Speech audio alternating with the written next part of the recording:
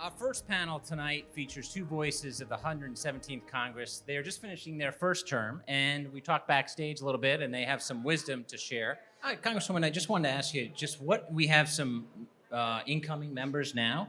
You were an incoming member a couple years ago. Obviously, the pandemic made things challenging. But what advice would you have, whether it's work-life balance, working with the media? What advice would you give?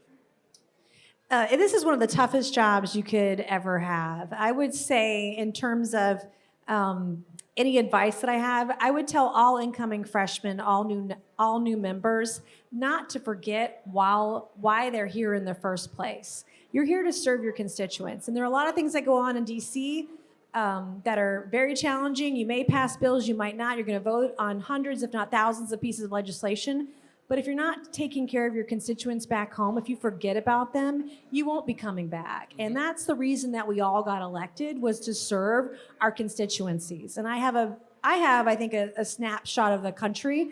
I joked with Jake earlier before we came out here. I have like the tale of two districts. I have very blue areas and I have very red areas. Mm-hmm. And I remember when President Biden was talking about pardoning the pot crimes at the federal level and looking at descheduling or rescheduling, cannabis. And I praised him on a Friday. And then on a Saturday, I'm doing shots in a honky-tonk bar and riding a mechanical bull, right? And so nice. You got to remember who you're serving and to be there with your constituents every single day, meeting their needs. And that is the most fulfilling part of the job. What would be helpful for the new members to know as far as what surprised you? I mean, we were talking earlier before about how the Capitol to me is still a maze.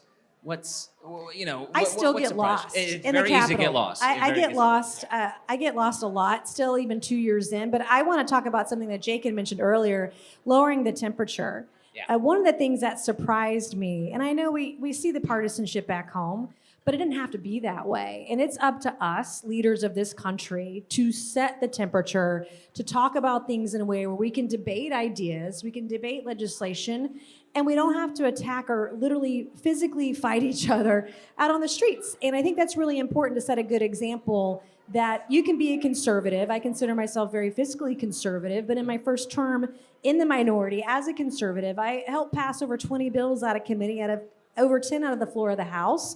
You can make magic happen up here if you're willing to try and work hard and reach across the aisle. Well, I want to agree with everything that Nancy just said. And one thing I tried to do, and a piece of advice I would give to new members, and I'm hoping to continue doing, the House floor is really actually a tremendous place to learn. I think if you walk onto the House floor and you have a student mindset as opposed to a campaign mindset or a politician's mindset, and you say, I want to have 434 conversations with other members and see if I can have them speak 80% of the time, which is not hard because we're all politicians, and see what I can learn from them about why they're running, what their district is like, what they care about. It's an unbelievably impactful way to forge relationships and just to educate yourself on everything that's happening in Congress.